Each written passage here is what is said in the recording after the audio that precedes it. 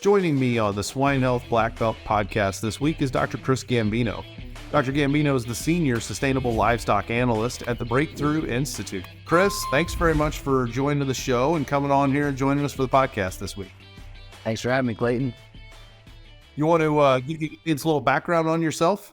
Absolutely. So I have a PhD in animal science. I've focused mainly on kind of how nutrients cycle through livestock production systems. So I'm very interested in sustainability.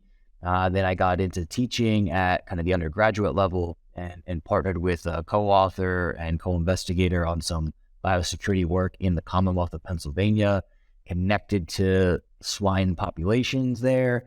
And that seems to kind of fit this whole thing I'm doing from kind of the animal welfare standpoint, as well as making sure we're not spreading disease in the swine populations in the Commonwealth and obviously across the country.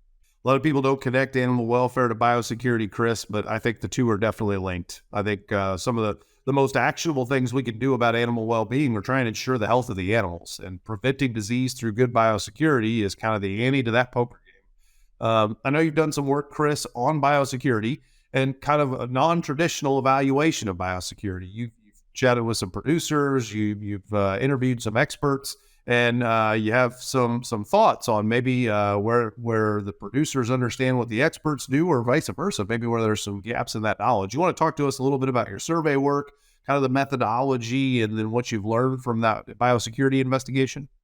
Absolutely. So like I mentioned, a colleague, co-investigator, who's the swine specialist for Penn State Extension, Dr. 𝗘𝘅𝗽𝗲𝗁𝗂, we partnered on this project. As the swine specialist, her job is to kind of get as many people on board and educated about biosecurity in the Commonwealth, particular to swine.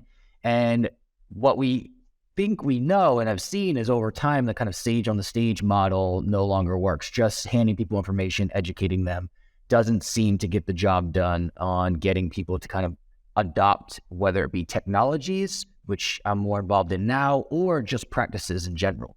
And so what we did to go about to kind of figure out how then do we hand off this knowledge, because from kind of the expert standpoint, there are best management practices, there are things to adopt, there are technologies, is to figure out what are people thinking about biosecurity. And so we surveyed a lot of the producers in the Commonwealth of Pennsylvania and asked them a plethora of questions about their perceptions, some open-ended ones, some kind of check the box inventory type scales, to really figure out how they're thinking about biosecurity.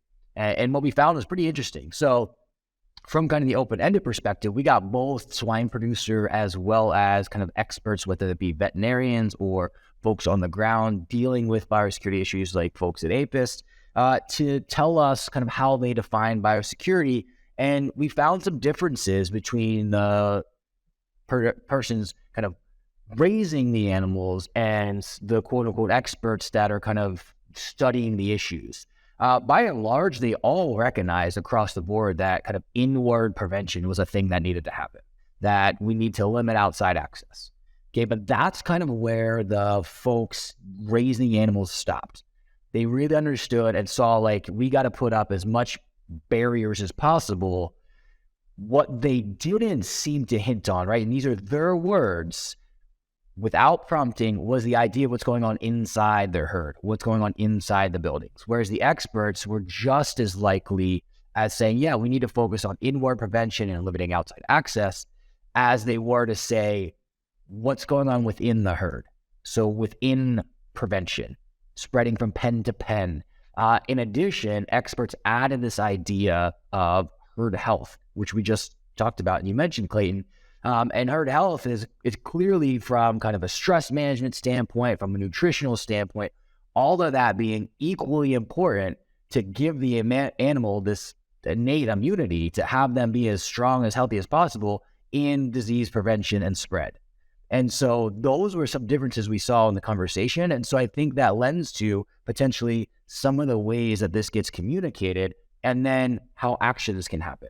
I recognize that a lot of people are, have a line of separation, and that's common practice, or at least they have the understanding, the idea. And we saw that too. When it came to identifying strategies, the persons raising the animals recognize PPE as important, recognize line of separation as important. I think the one thing that was different between the experts and the producers on the strategy side was experts seemed to think that workforce training is really important. And it didn't come up in the producer conversation, maybe because they're just inundated with it and they're over it. But experts still seem to harp on the importance of workforce training as a strategy to mitigate and kind of prevent biosecurity issues. So that's what we heard and saw from kind of the open-ended questions. And I think that's all relevant. And then, Clayton, we took it a step further, and there's this inventory, 31 questions about important and not important at all, and highly important to this idea of a good farmer. And that comes out of Iowa State. It was originally focused on field crops and field crop farmers, and we adapted it for livestock.